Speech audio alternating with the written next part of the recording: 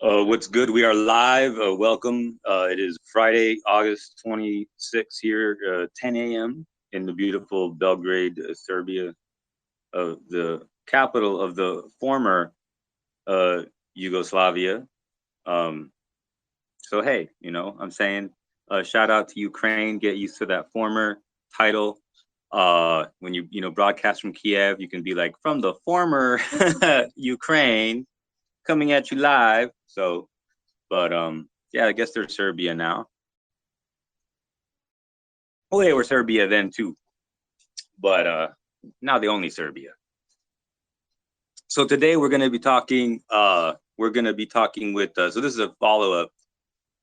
We talked earlier about broad strategy, and kind of like the issues that arise in reporting, and how there's very few people whose, I would say, philosophy to the information is close, is good. It's like my own, similar to my own, and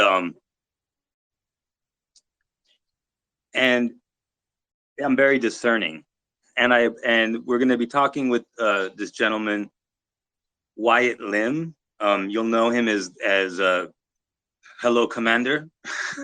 Greetings, Commander, from Defense Politics Asia, and or some of you might say Defense Politics Asia.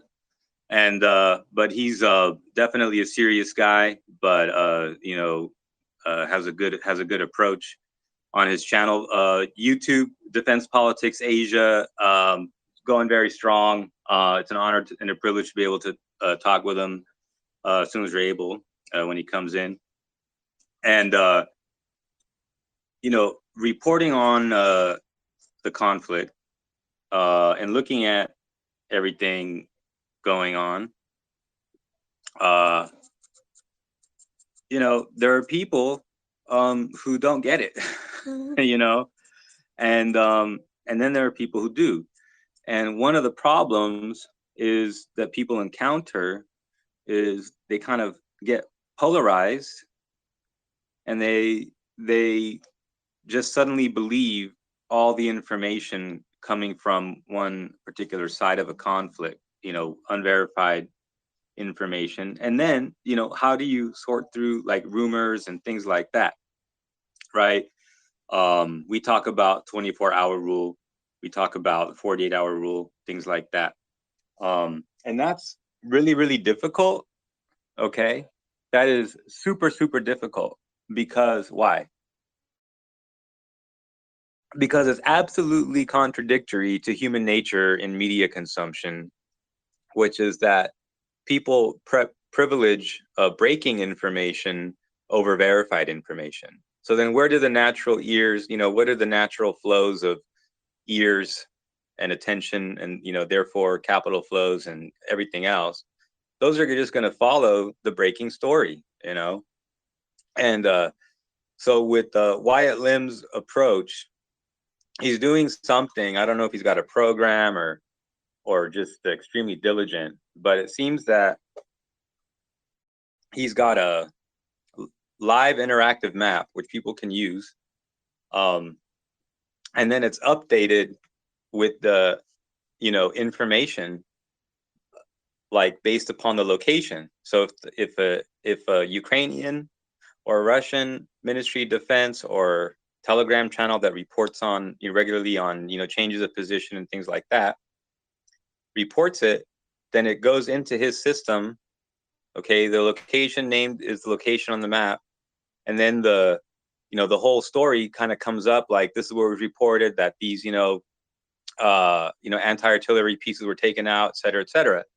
But he says things like, but let's wait until we find a confirming report, contradictory report, and then you can see it done that way, like on the map, you see. And the diligence for understanding this, the diligence required should not be understated. And so it's my privilege to be able to welcome on here and get to know him. And this is I want to say that this is I'm issuing an endorsement So this is more than an interview. As you guys know, my intimate coverage of the conflict beginning in 2014 through about 2018 or 19. And, I, regularly would exchange with the editors of South Front and others. And I witnessed in real time the kind of transition from sovereign websites over to Telegram. That's going to be bad. I mean, the websites are going to have to come back or remain. But certainly the aggregator sites, the aggregator channels, often lack any kind of discretion. And the problem with consciousness and information war, is that we form our hardened opinions around impressions that are made subconsciously, even if those impressions were made around information that later turns out not to be true. Okay? Because we remember that the information at that time was incorporated into our narrative, into our, or it operated at the time even as a confirmation bias. So this is why I really appreciate Wyatt's approach. And he's going to be talking with us, I think, just right now. Just going to see if, okay, he's connecting. Then I'm going to, it's a new system. Like we're all kind of learning how this works. So then I find him in the audience. So he should be in there in the audience when he gets to my link. Oh, come back. Come back, dude. And then I click on him. Let's see if I can find him in here. Thanks for hanging with us, folks. I'll just check and see if he's having a technical difficulty. And tell him to use the link, and then I, get him in.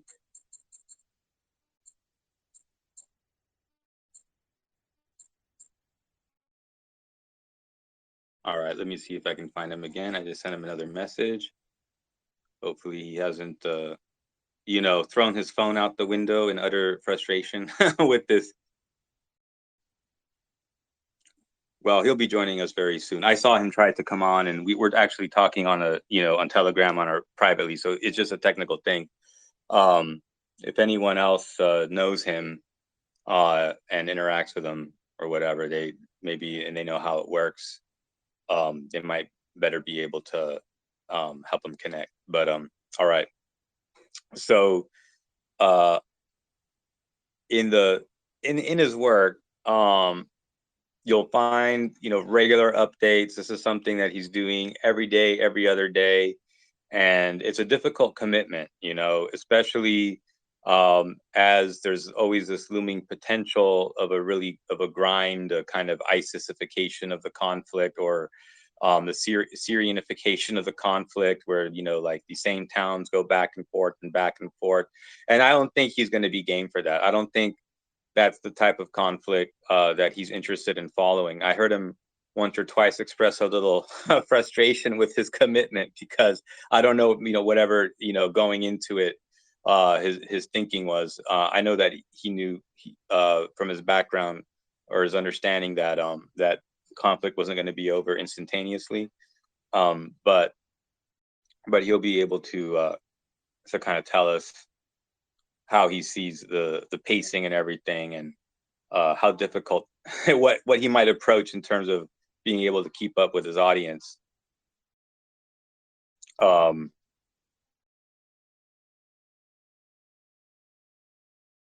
Yeah, it looks like he'll be coming on soon, so we'll just make sure that that we're here when he's here. All good. Yeah, it's a Telegram is not a perfect app, but it's new-ish, and people are increasingly using it like for these kind of things.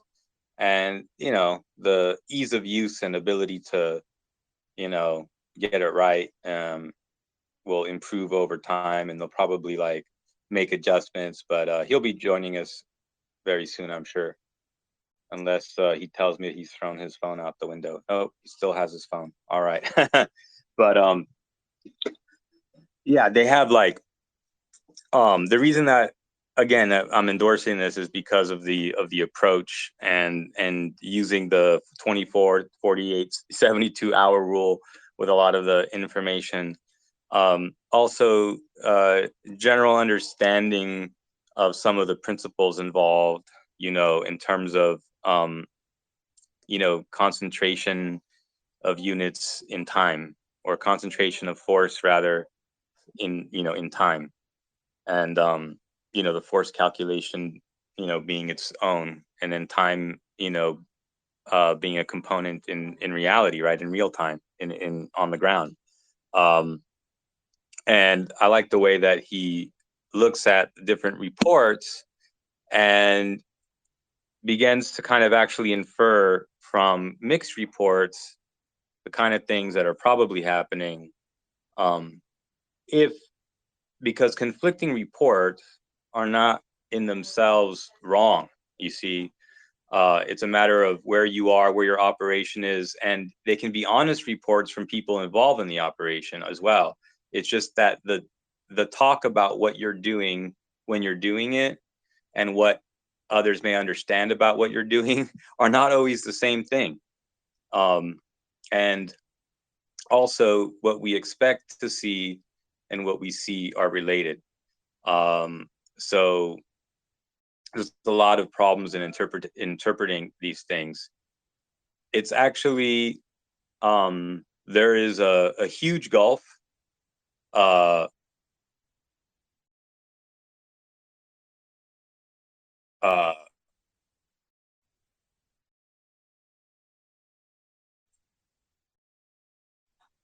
okay, yeah, there's a huge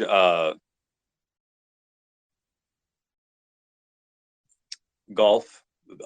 He's having a difficulty actually, yeah, connecting to the live stream. So he says he's listening. So let's try this, Wyatt. Try to leave, and then, okay, it looks like he's back. So let's see if we can get him. Hey, Wyatt, can you hear? Can you speak?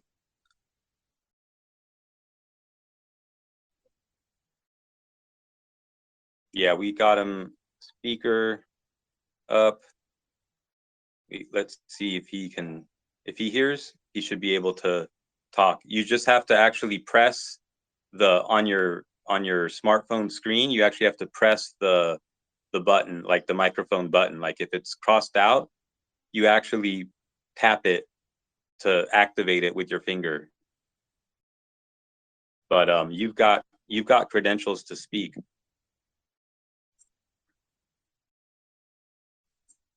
He should be able to talk.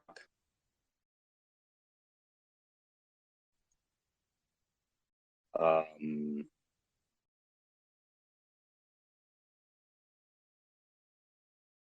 yeah, he should be able to speak.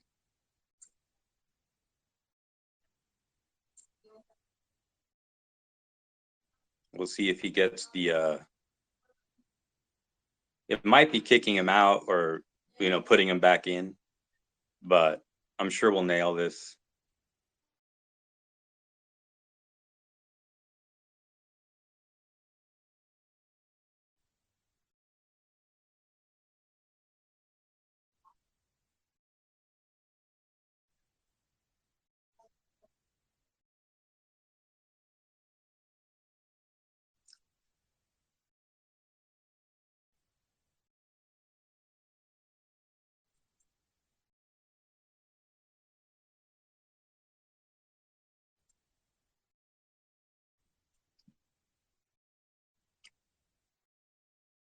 Well, we're gonna hang tight because I'm talking to him. So it's not, he's not MIA or anything like that. I'm talking to him. We just we're kind of work out the technical thing.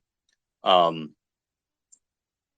Meanwhile, there had been actually some things that were happening, and he actually just talked about it yesterday, and RT reported on it today, which is, so he were talking about this escalation, different ways of this conflict, and Russia's reporting destruction of 8 Ukrainian warplanes at the Chaplino air base. And before that, it had been, number one, there had been a conversation or debate as to what extent Ukraine maintained air power, and their use of Romanian bases and stuff like that.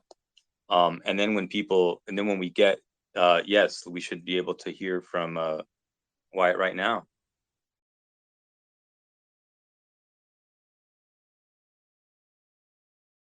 Well, we are, yeah, he got the thing correctly to put the hand up to speak. So we got farther. Next time you're going to be hearing from him, I'm sure.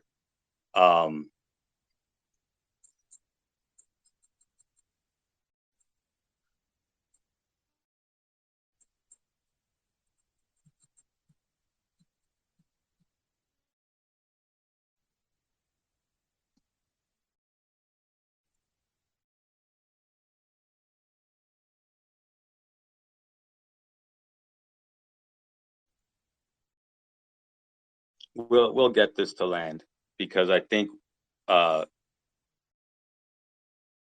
saw him come in and then put his hand up, and then, which is what we needed the next. Here we go. Okay.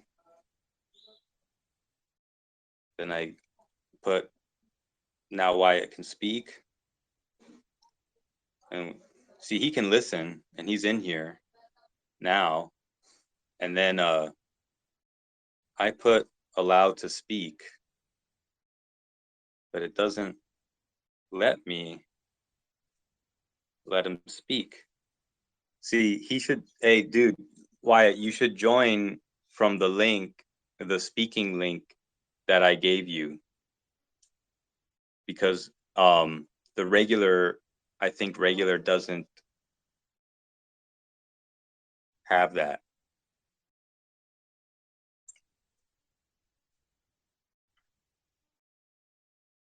Oh, he's saying he can't actually hear me. Although, how did he hear me say that he can hear me? Huh. What is this madness? What is this madness? We will get this down. Anyway, so we have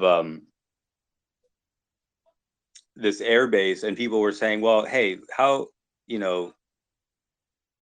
why doesn't Russia use this air superiority, et cetera, et cetera?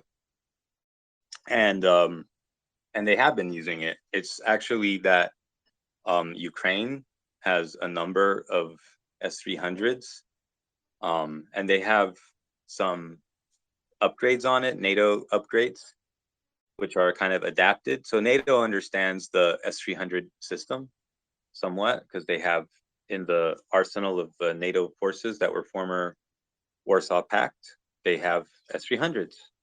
And these S-300s are quite formidable, and you're going to lose planes. You don't want to use, you're going to need to use like long range tactical or ground, surface to surface or something, or it's S-300s are a force to be reckoned with. Probably S-300s better than anything in NATO.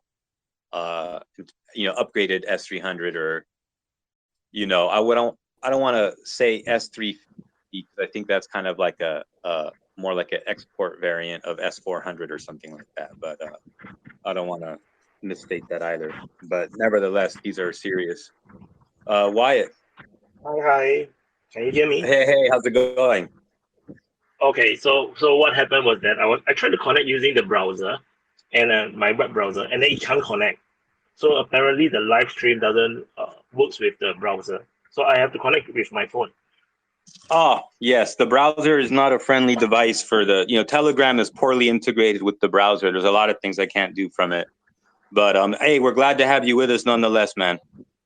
Hi all everybody. I'm Wyatt from Defense Politics Asia. Yeah, sorry for the wait. Yes. Oh no, hey, we're glad to have you with us, man. No, it was worth it. I said, folks, it'll be worth it. So man, like tell us a little bit about your background, when you started following the conflict in Ukraine. I've been setting this up for the past 15, 20 minutes, talking about your methodology, talking about your discernment, applying the 48-hour rule, 72-hour rule. Yeah. Tell us about your approach and maybe some of your background experience that, led you to cover this conflict so intimately. So, okay, so for some background, I was in the military for 6 years, and I'm within the Intel umbrella. I can't tell exactly, where I work because it's classified. So, I do have some, experience how, SITREP works, how this kind of mapping reports works. So maybe that influenced me a bit on the way how I report my reports. And for the coverage is just something came out very spontaneously. So Defense Politics Asia had been around for a few years, and I have been trying to figure out how to start the YouTube channel. I have actually did some videos, and but I always thought that it takes too much effort to edit all these videos, come out with a content strategy that that works. So I have been figuring around. Then suddenly the Ukraine war started to break out. And then I have been very impressed with live UA map, the way how they report news, where they map all the news on the map. And I realized that creates so much more clarity when it comes to what exactly is happening, especially for Syria, because I used to follow them a little bit to kind of take a look at what actually happened in Syria. How they put sources from Twitter and then they can plot it into the map to kind of know what is happening and where it's happening. So and I'm very inspired by that. I have been trying to do that for the Myanmar Civil War, which I used a less appropriate map tool, which I integrated into the website, the defensepoliticsasia.com website. And it was a struggle, and it was really painful to cover the Myanmar war because it's very depressing. And then after 2 months of coverage, I went for daily coverage to weekly coverage. Then I just stopped covering it. Then Ukraine war came about. Then I thought that no, things are very confusing because if you try to follow it on Twitter or whatever, there's just a lot of misinformation. A lot of information is just unclear, and I do not know where exactly are all these places where they are mentioning. So I started to put it onto the map, and I decided that why not I just cover the war with the map. So I decided to use Google Map because the Google Maps my map feature is very easy to use, and then I can integrate into my website easily. So I just do it. And then I started to talk, I just thought about it. When I started mapping, if I just map, then people might not exactly know what is happening. So I decided to do the videos and just upload in a single take. So I just record it once and then I just upload. So which is why it's very kinky, very weird. There's a lot of mistakes, a lot of mispronunciation, which I don't really care. I just upload. Nevertheless, which creates a lot of funny stuff like the pontoon bridges becoming tampon bridges, and then I just upload it. And that is very funny because I didn't mean it. I didn't meant that joke. I just came out tampon bridges. Then after that, after 5 seconds later, I was like, yeah, I said wrongly. So I just go on to cover it because I realized that the covering of the war takes so much time because to map out all the information, I go through all the different sources. It takes roughly around 5 hours every day. So I realized I cannot do any edited video. So I have to just record it in one take, and a single recording is half an hour to 40 minutes. So if you calculate that, that will be like between 5 to 6 hours of commitment per day. It is impossible to do a beautiful edited video with totally Right. no mispronunciation and stuff. So I'm like, fuck it, just do it, man. So I just upload, and then the channel had only 20 subscribers when I started the war. When the war started, I only had 20 subs. Then I started. Then as I cover and I share the links on Twitter and Facebook and stuff, then slowly, people started caught on, and then the YouTube algorithm was very kind to me in the beginning. They started to push a lot of people to my channel, and then the channel just exploded. So within a month, I was able to apply for monetization. I got monetized around 1.5 months into the war, and that that revenue allows me to continue to cover the war with this kind of time commitment, because now we are into like day what 182. It's Right. crazy. You know, I almost covering 200 days of this stupid war, and without the kind of revenue YouTube can provide, it is literally impossible because the time commitment is just too huge. And sometimes, Right. you know, when I look at Twitter, you know, some of these people are mapping as well. They are covering it daily, and I'm wondering, these guys have no YouTube channel, and how the hell are they surviving? You know, and then they are like, you know, they are living on Twitter. They are tweeting all the time, so it's kind of weird. So, but this is how it came about, where I covered the war, and I have been trying to delve into journalism uh, in my own way, in my own time, in my own style for years already. And then that don't make me a lot of friends, because you know I always don't go with the mainstream narrative. And the Defense Politics Asia used to have, we still have, there's a few Facebook groups, one or two Facebook groups, where you know the regulars always, you know, conversing and talking about. And then every time when I actually, you know, force in my point of view, uh, some people are just very vocal. They just don't like it, and I always thought that it's my problem. See? I was thinking like, no, like for example, no, Trump lost his election, and then I was arguing that the election is not over until, you know, it's Biden is sworn in, because Trump still can do a lot of things that Mm-hmm. he can, for example, through the judicial or legal or whatever ways, or even, you know, through extraordinary ways to try to retain his presidency. So I always argue that, you know, there is still a lot of steps in this entire election process, you know, before the election is over. And then people like argue with me and stuff, and and but you see, the way how I approach is that this is true. This is all reality. You know, people just want to jump to conclusion, and that's my approach to, you know, even my other YouTube channel that I used to cover crazy stuff like QAnon and some of the US election stuff, and I always approach it in a very, like, you know, very realistic way, that, you know, no hypes, no, and always give a certain respect to even the site that is providing you information which you actually think they are full of crap.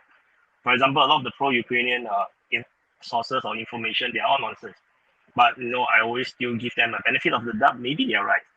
So even till today, you know, when I cover, you know, a lot of my information coming from the Ukrainian Defense Ministry, but you know, the pro-Russian crowd will be like, don't believe anything about what they say. But the opposite side will say the same thing. They will say like, no, don't believe the Russian Ministry of Defense. They're always lying. So the both sides are just pointing fingers at each Right. other. Then for me, I just take both sides, and then I just like just just plug in everything into it. Then eventually, over time, the truth will come out. There's no reason to, you know, want to, you know, discount someone's words unless they are proven to be always lying. That's how I look at it. But it's hard because people want the information today, and they value the novelty of the news. They place that far more important than accuracy. You know, but it takes 2-3 days, 2-3 weeks, or 2-3 years, or, you know, 2-3 centuries sometimes to get to the truth of things, right? But people want to act, you know, today on the news, right? People want to form their idea. They want to know. They rather follow Telegram channels that are pumping information that's wrong in 2 days than wait 2 days to have information that's correct. Yeah, so probably that is why, you know, some of these very propaganda or, you know, very pro-Ukrainian channels are doing super well. You know, they can make up stories, and then now then they get like 10 times more views than me, and I was like, what the hell am I doing? The kind of situation. But you Right. know, yeah, but and I think the problem is not with the people that come up with, you know, wrong information or make up stories, but I think the problem is actually with the listeners or the viewers, where we are just not educated enough in that subject, or we are just not paying enough attention, which is why it's very easy for us to get duped by information coming from so-called trusted source. For example, you know, when I watch, because my mother watches the news, the mainstream news on TV. You know, sometimes I came out and then I just happened to see about, you know, it's about the Ukraine war. Then I would just add certain context, you know, to let her know, because I'm covering the war. And the TV news channels, when they say something, sometimes they take from official narratives. But for example, lately the shelling at the Zaporizhzhia nuclear power plant, the Zelensky today just came out and immediately just say that, oh, the Russians are shelling the Zaporizhzhia power plant, nuclear power plant, and then now the power is out. But he speaks as if that the Ukrainians are actually in control of the nuclear power plant. Their own engineers are actually on the ground, and they are the one getting shelled. But the world will not know, because the world will not know that the Russians are actually in control, and the Russians actually needs the nuclear power plant running, because the entire Zaporizhzhia region that they have captured is so huge. They need the nuclear power plant to be running, but you see, this context is totally gone from the mainstream media. No one actually understands what's the situation. If you just look at Zelensky's speech, you would think that Zelensky actually still holds control over the nuclear power plant. And the people will not judge, you see. People will not be able to have a educated or calculated guess or analysis of what is actually happening on the situation on the ground, because this news segment on TV was only like 5 minutes. My coverage of the war for a single day takes 20 minutes minimum to cover the entire front line. So the lack of information and the disinterest by the general public, fuels the misinformation or the information war. And I'm part of the reason why Defense Politics Asia happens is because I'm trying to, when it started, I really want to combat all this false information or wrong information or lack or purposely omitted information by the mainstream media, which is why Defense Politics Asia started in the early beginnings. And until today, I still not very sure how do we actually combat this, because for example, this Denis Davidov guy, I think, the pro-Ukrainian guy on YouTube, he got 10 times my viewership.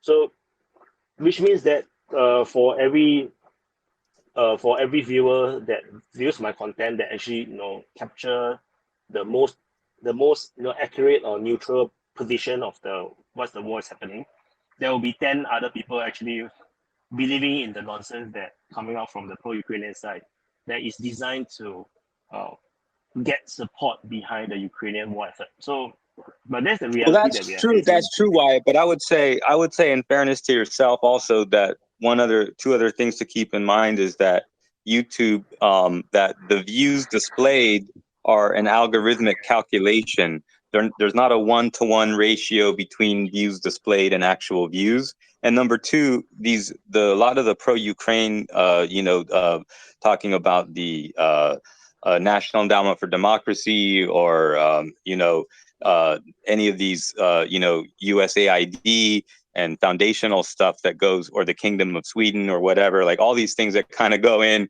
whatever this stuff is, the final product is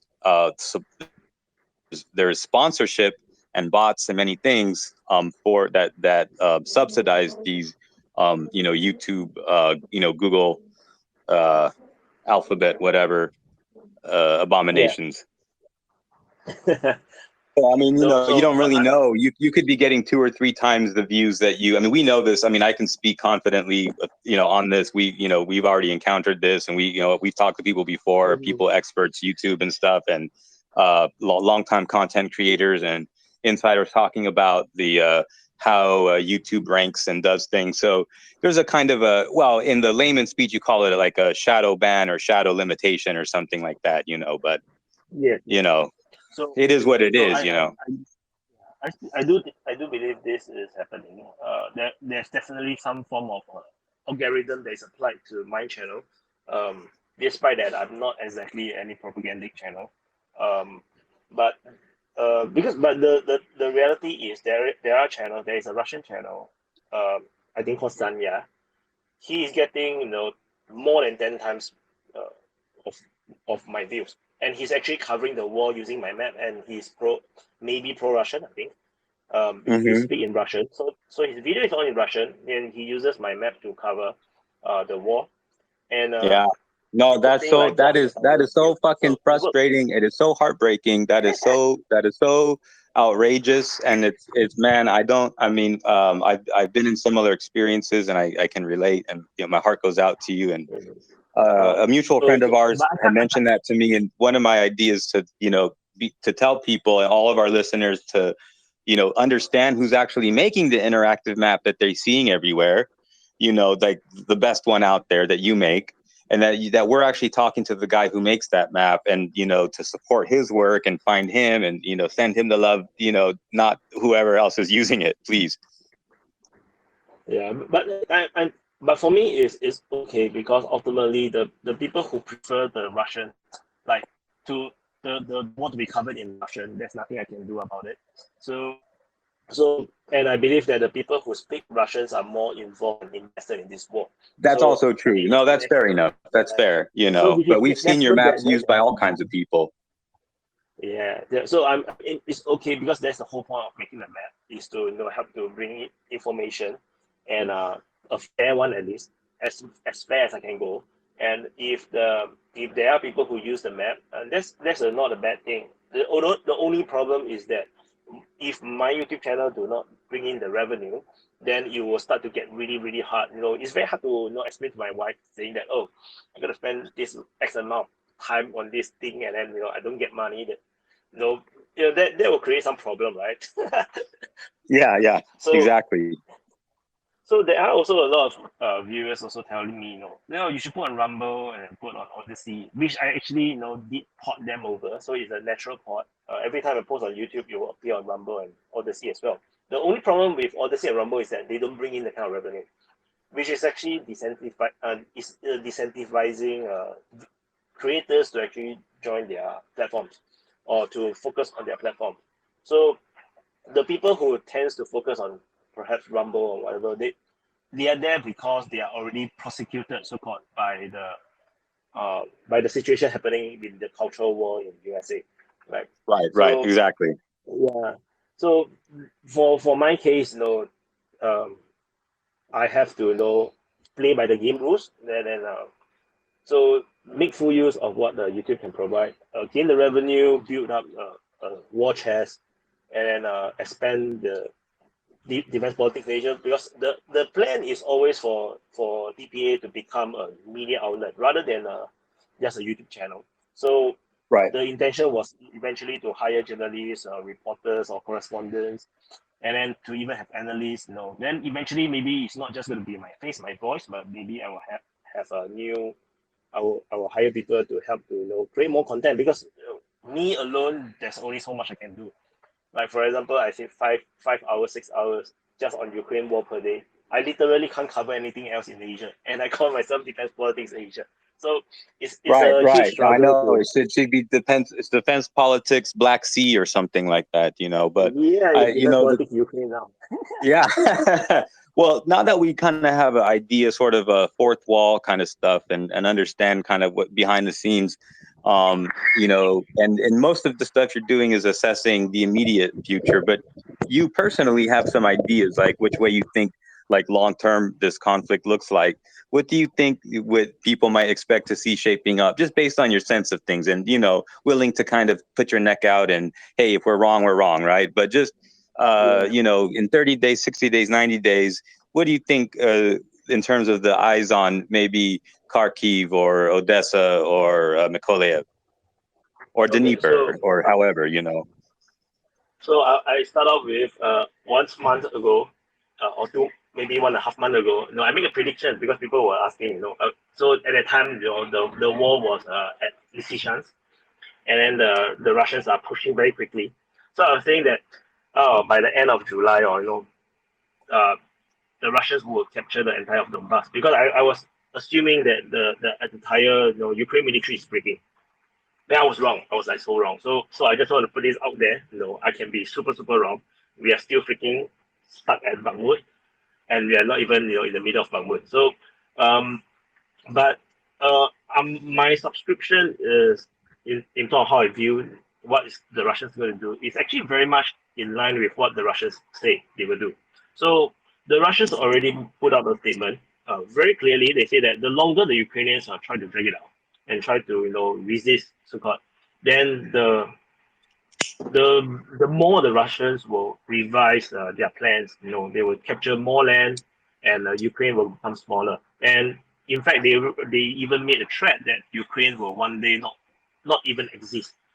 Should they, should Ukraine do stupid things or push this to their limits. And at this moment, what we are seeing is only the Russians trying to focus their attention on Donbass. So they already captured Luhansk. So Donetsk itself is a big problem because the Russians progress so slowly that the Ukrainians are setting up new fortifications, new defense lines, which does not exist before the war. So all these new lines, like what we are seeing now from the Sivers all the way to Bakhmut, there was no heavy entrenchment or heavy lines of fortification along this line. The entire probable reasons why the Ukrainians was trying to trap the Russians at Severodonetsk then was to actually to give them more time to build up all these defenses along the Sivers Bakhmut line. And I believe that at this moment they are already building more defense lines behind Sivers and Bakhmut. So the Donetsk Arestovich said at the time that was the thinking.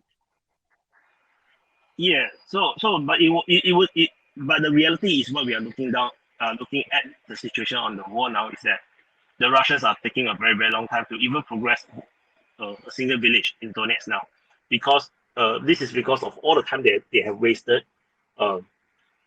because the Russians are taking it very slowly. So all this time is giving Ukraine time to entrench themselves. So the Donetsk war will take a long time. Which is why I'm revising myself now. I'm not even sure if they can capture the entire of Donetsk by the end of the year.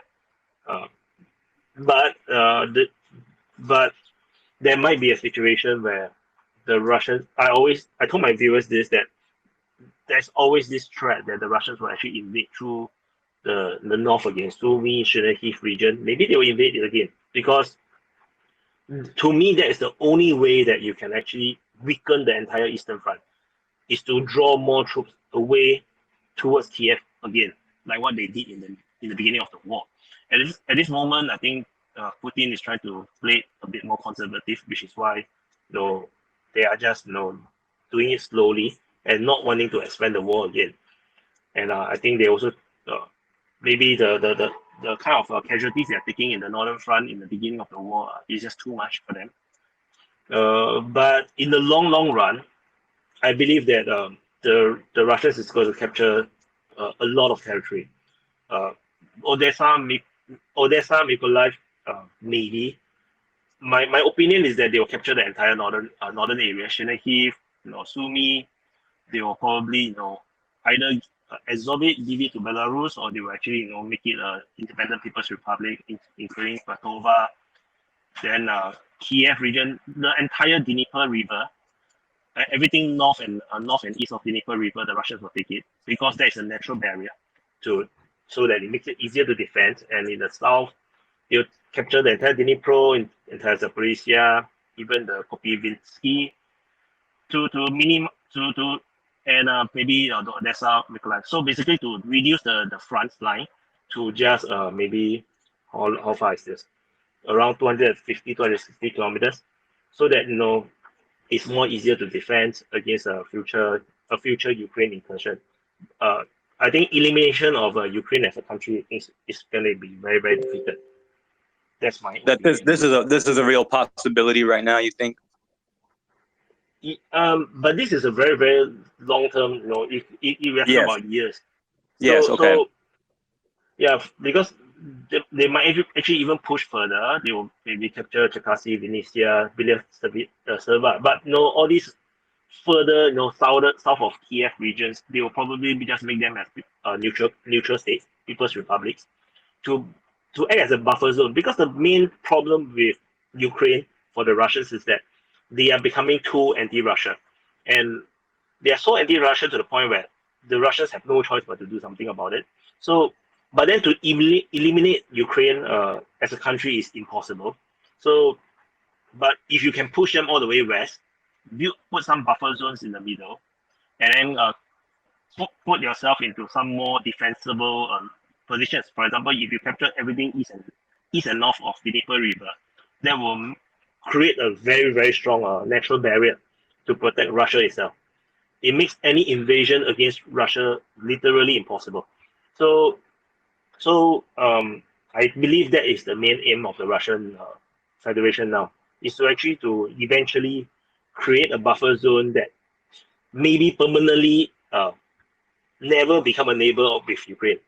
So you put some neutral state, neutral People's Republic in between Ukraine and Russia, and then they are never neighbors again. I think the Russians will feel much safer in that sense.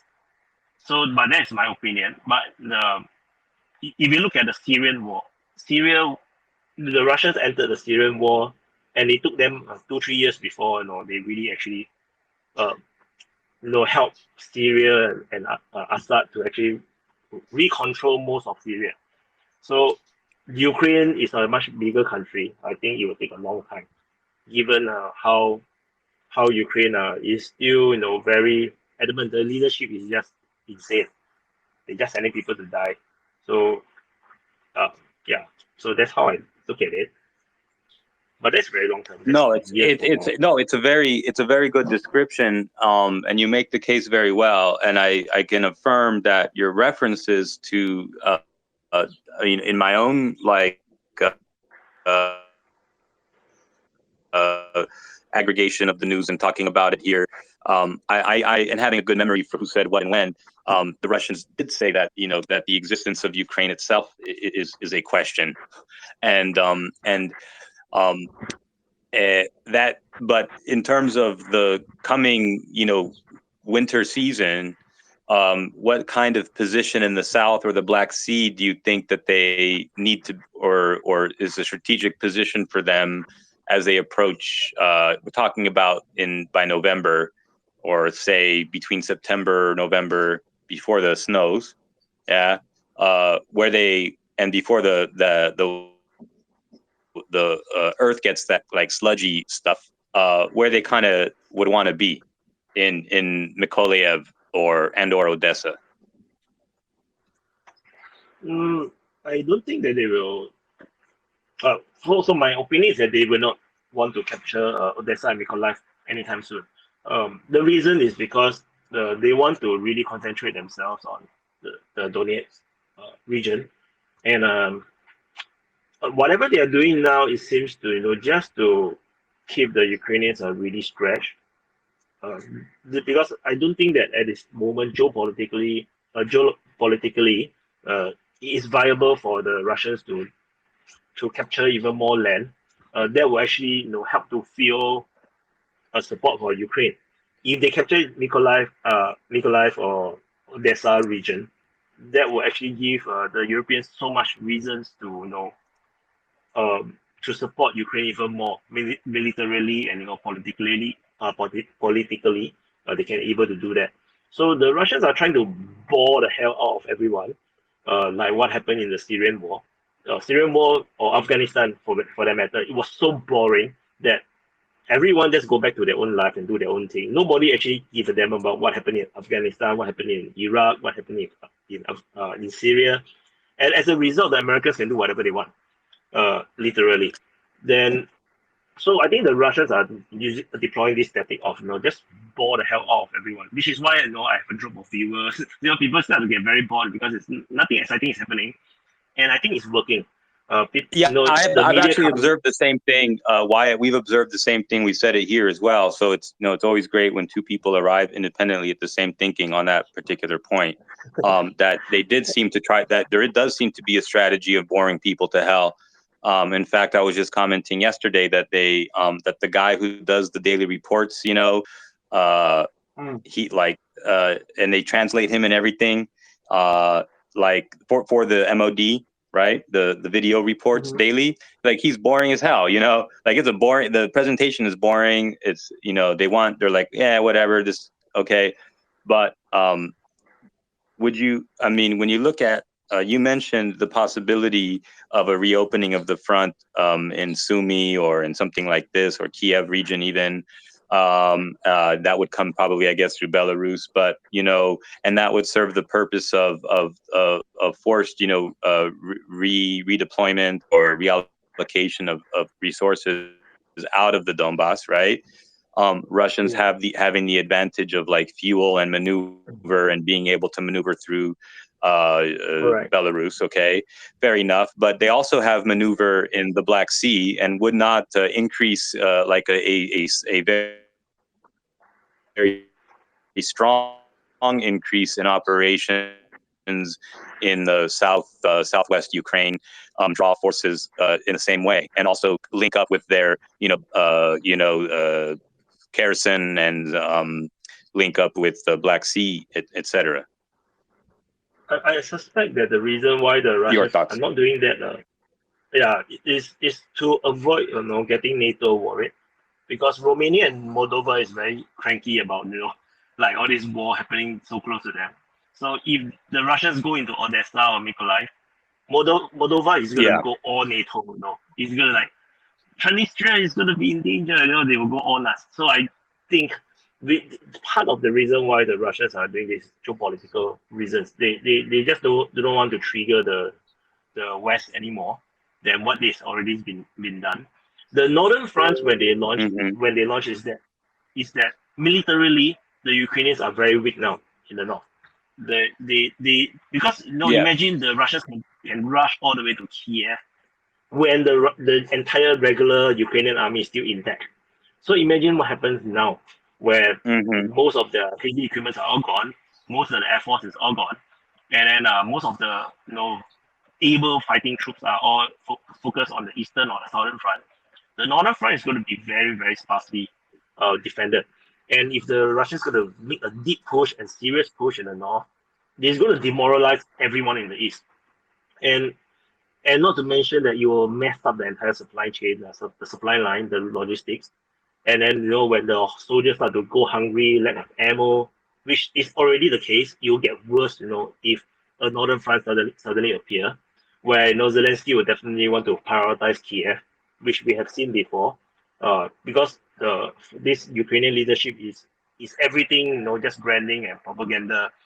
That is the number one focus for them. So they will die hard to protect Kiev, and then the entire eastern front will be neglected. I think that will actually cause a very quick collapse in the eastern front. But I don't think but now looking at it, I feel that the Russians may not want to do it yet, because like I said earlier, they want to bore the hell out of everyone, especially the European people.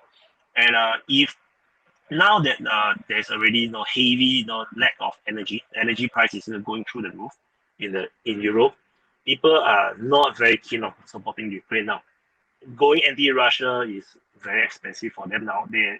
And I believe that when the support for Ukraine start to collapse, I think that's when maybe Russia will start to act on expanding the war. I think at this moment they just want to let the West organically give up on Ukraine. I think that might be the grand strategy now that's happening. I think Putin knows very well that the West cannot keep this up for a very, very long time. And so it's a war of attrition, which the West is correct. This is a war of attrition. But the problem is the attrition is not between Ukraine and Russia. It's between the West and Russia. Because the moment the West give up, they cannot stand the coal, they cannot stand the inflation, they cannot stand the energy price. Then they start to have their own political mayhem. Ruling parties getting all overthrown in elections and everything, and mass protests and stuff. I think very soon, they will have to give up on Ukraine. And Ukraine is not doing themselves a favor as well, with the way they talk. For example, lately they criticize Spain not doing enough. Sounds like as if they are the boss. Sounds like they are Zelensky is Trump, and then Ukraine is USA, and then they can just order people around. I think the people and the population in Europe themselves are just tolerating, because it is just ethically correct to or politically correct to support Spain and go anti-Russia. But I think in their hearts they hate it. I think a lot of egos are bruised to support Ukraine, and I think if Ukraine continue to put this wolf diplomacy, like what China used to do. They always go on wolf diplomacy, where they become very critical, very gung ho.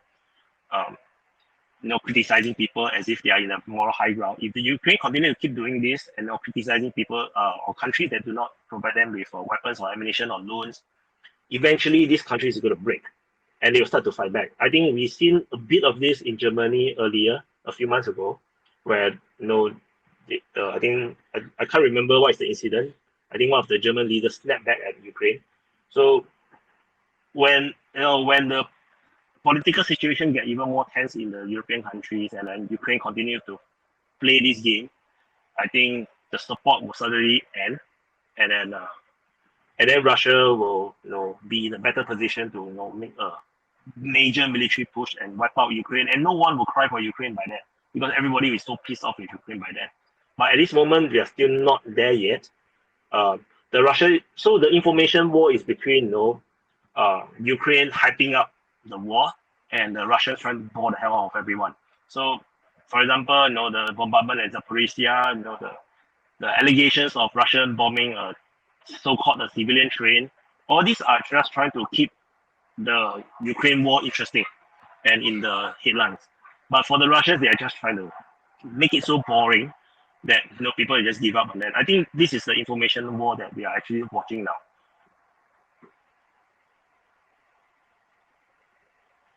Can you hear me?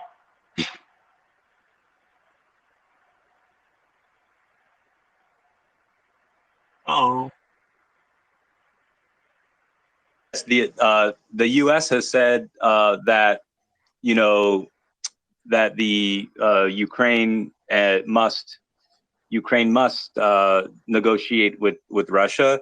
Ukraine has said that Ukraine and Russia must negotiate, and Russia has said that Ukraine and Russia must negotiate. So long as and Europe has said that Ukraine and Russia must negotiate.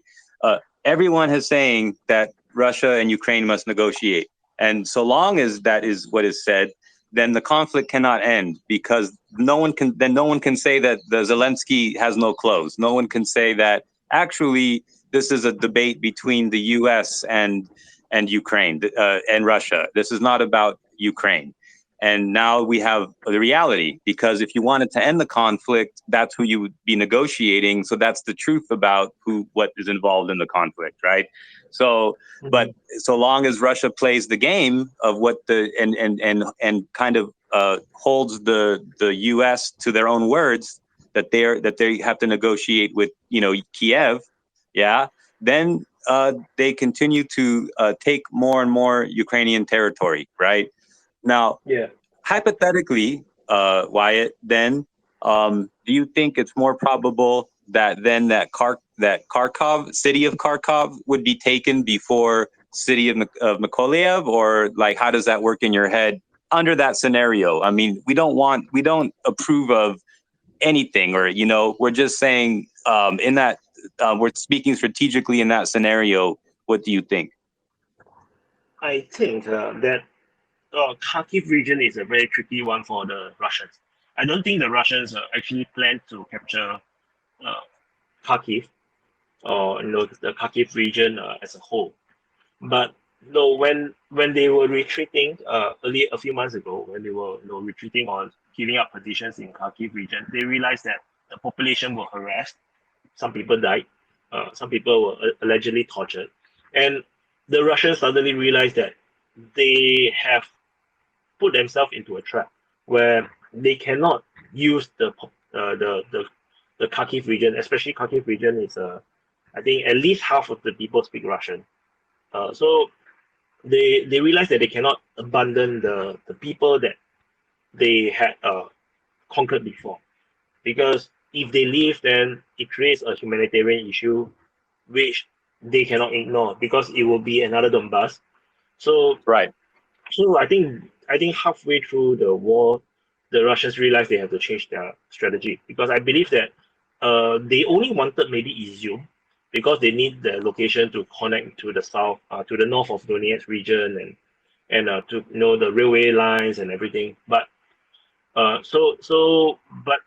mean, I think they only wanted most of what they have now, which is the east of the Sibirski Donetsk River. But they are now having this reconsideration, should they capture the entire of Kharkiv. But Kharkiv Oblast is very big, and and the Kharkiv city itself is extremely difficult to capture. It is I think it's several times bigger than Severodonetsk. And Severodonetsk, it was captured mainly because they were very successful at cutting up at encircling the region and then causing a panic in the Ukrainian troops that forced them to retreat. But Kharkiv is not really in that kind of situation. There is no river blocking them. There's no. It's not easy to surround Kharkiv, which the Russians have did try in the beginning of the war. So I think it is going to be a very difficult division for the Russians to decide, whether to capture Kharkiv or not in the short run. But Mykolaiv seems to be the easier, the low-hanging fruit. But I'm not sure, what the Russians will do. To be honest, if you ask me, if I'm the Russian general, I also not sure what I should do. Right. Yeah. I mean, there's many moving factors, and certainly there's the fact. I mean, there's evidence for what you say in terms of that the Russians were willing to settle the conflict just with Crimea and Donbass recognized at the borders and the full territory, but nothing more. And then a peace agreement, and that's it. And everyone now it's been revealed that Zelensky and everybody were going to sign. Putin was ready to sign, and then Zelensky got the famous call that like Poroshenko got when he was at the Minsk II agreement meetings or the whatever, and suddenly it was like no. And then after that, we saw the subsequent deterioration of like the mental health and cocaine addiction cycles in Zelensky, observing him in public, observing his money, because he wanted the peace. I mean, he's just wants to make his money the different way and not that he loves peace, but he loves himself, and himself becomes a problem, in the conflict, because now there's some risk in the unknown, you see. So it makes him personally very comfortable. He doesn't care about dead people, but, it just personally, it makes him uncomfortable. And I think Zelensky's motivation is to be a hero. You see, Zelensky. Everyone have a motivation. Everyone have their interest. I think the motivation for Zelensky is not exactly a survival of the Ukrainian state or to win the war. It's more of to because he's a celebrity. So celebrities tend to have this very oversized importance put upon popularity, or how people view them. And I think he wants to be a hero, to be remembered as a Ukrainian hero. So, if the solution does not involve involve Zelensky becoming a hero in the aftermath and not dying, I think then he will just choose to continue the war. And that's the danger, you see, because Ukraine is not the kind of beacon of democracy everyone West propaganda like to say. Ukraine is just as corrupted as Russia, probably worse, because Ukraine do not have a Putin. Because in Russia, at least you have Putin. He's putting all the oligarchs in their place. But the country is still corrupted and messy. Right. But Ukraine do not have such a figure. So the oligarchies basically run the country. And no one actually hold them back until this war happens, where Zelensky start to become like a super dictator. He can do whatever he wants now. But even that, there is too many nationalist or ultra nationalist elements within the government, within the military, and it makes it very dangerous for Zelensky to make any negotiation or divisions in regards to the war. He cannot give up land, but he cannot don't give up land as well. So Zelensky is in this position where there is no good solutions. So his solution is just continue the war, to just keep this war going as long as possible until there is a solution, there's a way out for him. And he definitely do not want to go out as a loser, nor go out to be remembered as a traitor, because that is not compatible with what he wants, and that's also threatening to his life, because he can get assassinated anytime by his own people. So I think in his TV show that he wrote, in his TV show that he co-wrote, where he's like the school teacher who runs for president and everything, because oftentimes like a writer, like their first kind of huge creative work of scale, like this TV show was that he did, is kind of autobiographical combined with wishful thinking and self fantasies of the kind of unrealized self or whatever, right? Many young authors or whatever kind of who write fiction or whatever kind of, they have themselves as the main character kind of, right? So, in his TV show, he's like visited by the ghost of Che Guevara. He's visited by he has different things that in his kind of this, it's a very interesting show in terms of the use of magical realism and other, themes and everything, but, not sure if it's a hallucination, kind of like the old movie, Billy Crystal, Throw Mama from the Train.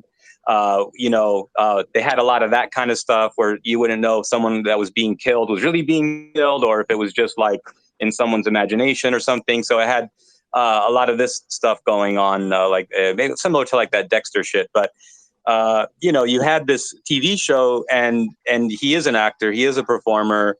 He does have some of these like ideations of wanting to be, he is a jester, and he is a very small stature and a comedian, but he does want to be viewed as like someone who did the right thing.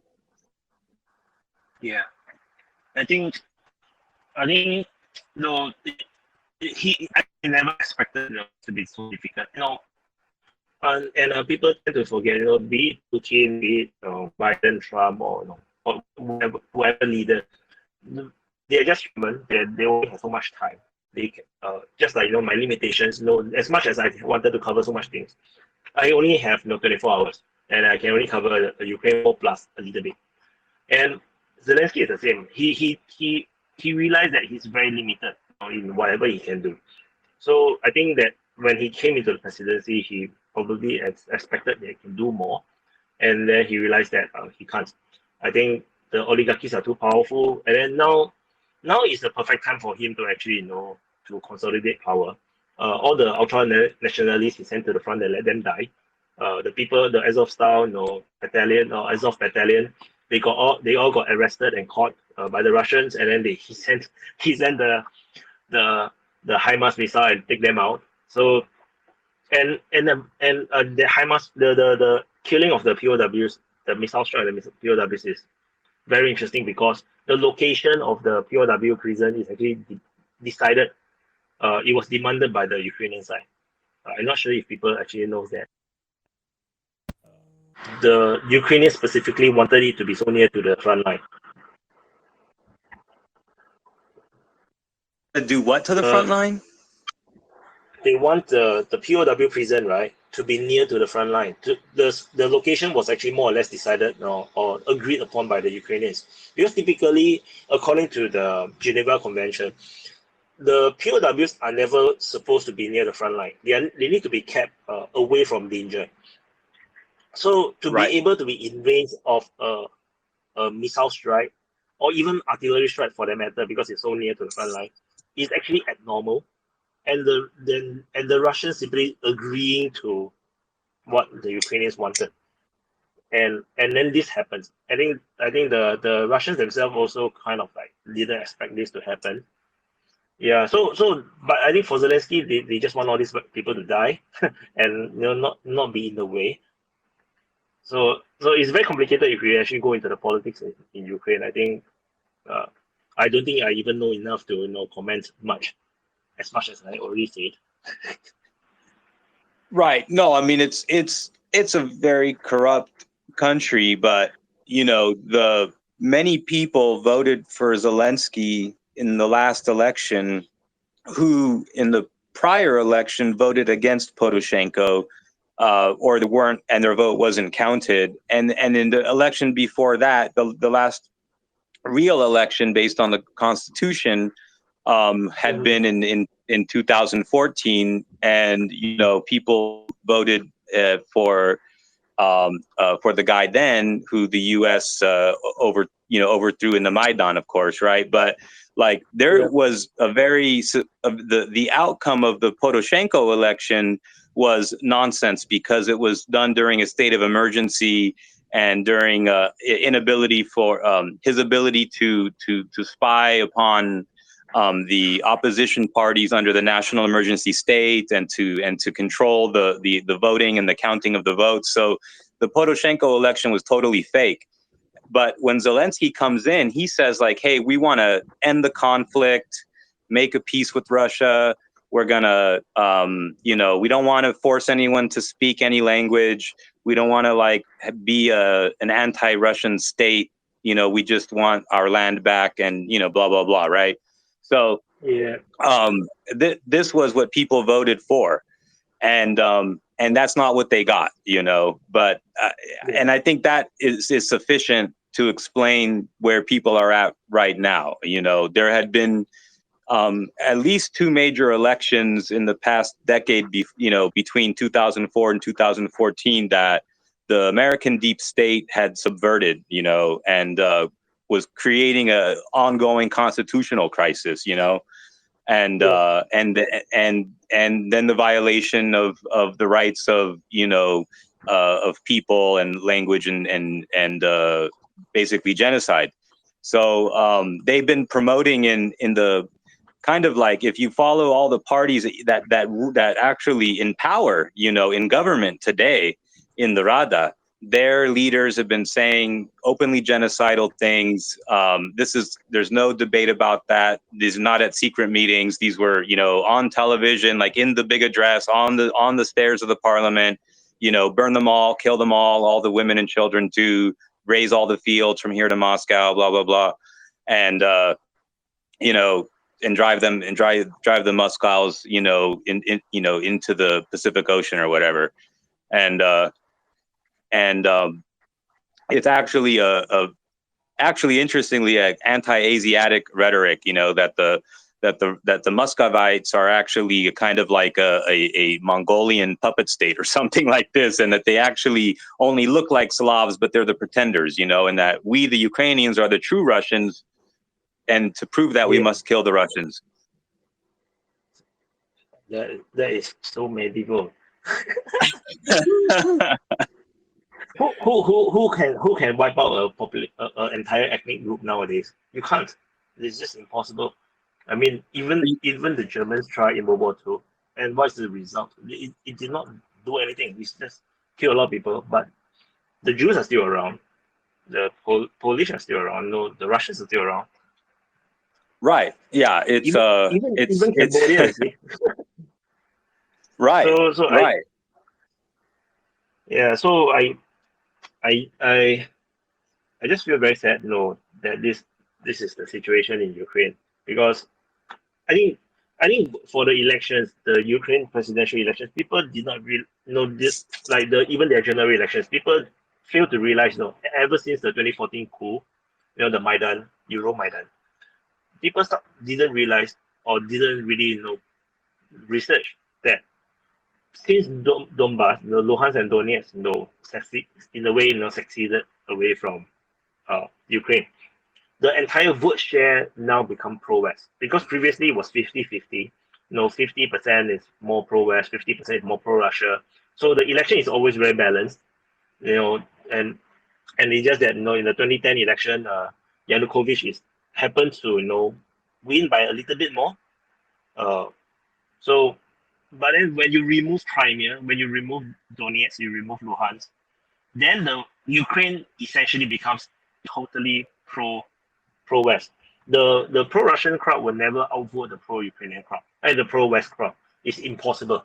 So I think, which is why also the election, there was a whole plot. Yeah, sorry, go on. Yeah. So after Euromaidan, it's impossible to have a proper general election that will help Ukraine to make the right decisions that will survive between the two major clouds, the NATO and Russia, because they are in the middle. They need to be smart about their foreign policy. They cannot take sides. No, they cannot be very pro-Russia or very pro-West. They have to play the two sides so that they will survive well, just like what Serbia is doing. I think Serbia is doing really well in this regard, or even Turkey, for that matter. Even though they are more insidious, they played the East and West really well. But Ukraine, because of the Euromaidan, literally broke itself.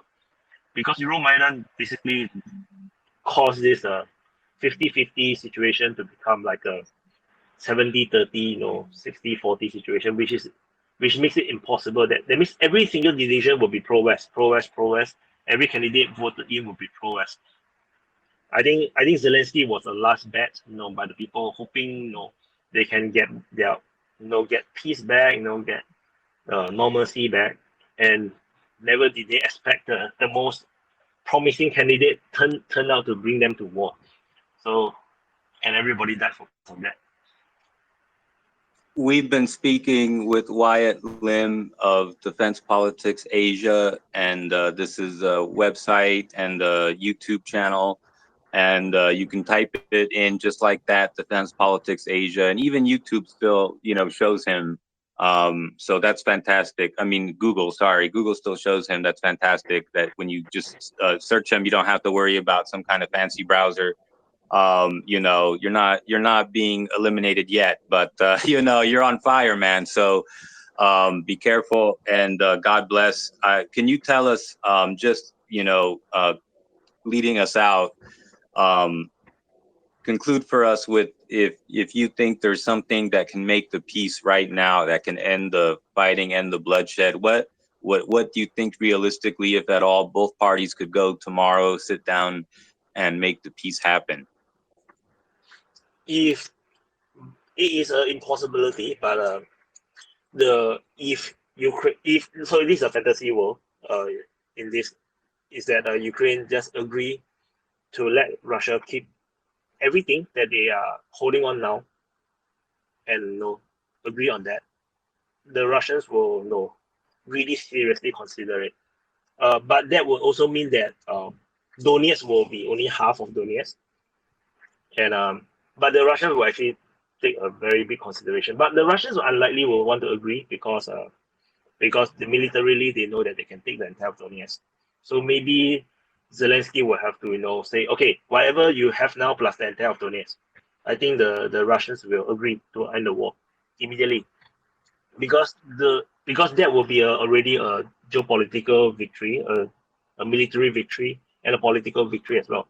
So, and he do not need to take any more risk, because fighting this war is a huge risk for Putin as well, because although they are winning, they can also lose, or they can actually create a lot of instability if there is ever some changes to the military situation where they lost a lot of troops. Then you will cause instability within Russia itself. So if Zelensky will be so generous to give up everything that they lost now, and also give up the entire Donetsk, I think Putin will have no choice but to agree to end the war, because he even to decide to continue the war despite such a big offer will be politically dangerous for Putin as well. So I think that will be it. But that we also know is impossible. Zelensky have been saying that they will recapture Crimea. So that says a lot about how he intend to carry on this war until the end of time. So does that mean that, and I guess this is my last follow-up question, does that mean that, ultimately, even if this ends in 2023 or 2024, that Ukraine is just what, like a country like Czech Republic, or like what, in terms of its size? Size. Politically, I think it will be a lot more like Syria or Libya. I think a little bit more like Libya. So actually, one of the things I actually didn't mention much about is I always suspect that there might be a military coup, and there might be a split between the Ukraine, where cause a civil war between the sides, the entire Ukrainian side. That is something that right, might happen. a break within the pro-Ukrainian discourse. Yeah, for example, you have the ultra nationalists versus the more pragmatic ones, something like this. And this might actually triggered by an assassination on Zelensky, because if Zelensky died for no reason, suddenly he just died. Who is the next leader? Who is supposed to lead now? No one knows who is the next leader actually. Right. So when that happens, then there will be a split. there will be a lot of soldiers not wanting to fight, and then there will be the ultra-nationalists thinking they want to fight. And then the ultra-nationalists will have to force the moderates to fight. And then what will happen is that they will actually end up fighting each other because they want to force each other to fight. So, and then then there will be this fight for liberation and kind of thing. So then Russia will be happily fueling all this fight. Like what is happening in Libya. Then you will have the Russia setting the other side, and then Ukraine will go into a situation like Libya or worst case like the Afghanistan of old, where there's a lot of different factions. So, but there is a possibility because Zelensky is still human; he will die, and then if he dies, what happens next is a very big question. Yeah. Very good, very good. This has been Wyatt Lim. We've been speaking with of Defense Politics Asia. Wyatt, thanks a lot for joining us today. Thank you for inviting me onto your stream. We're gonna let everyone know, and we'll get it up for folks later today. This if you weren't live with us, if you missed it or if you missed part of it. All right, everybody. Thanks. Have a great day, and thank you personally, Wyatt Lim, for your great insights and fantastic knowledge. Thank you so much. Okay. All right, take care. And folks, that'll be our show for today. Actually, this is our second for the day, and we'll get these up on the drive for you later. All the best from me to you. I'm out. See you guys.